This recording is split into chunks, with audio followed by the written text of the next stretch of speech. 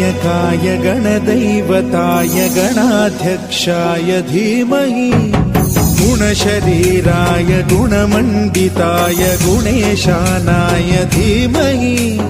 गुणातीताय गुणाधीशाय गुणप्रविष्टाय धीमहि एकदन्ताय वक्रतुण्डाय गौरीतनयाय धीमहि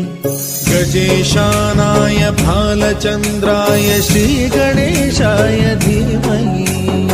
एकदन्ताय वक्रतुण्डाय गौरीतनयाय धीमहि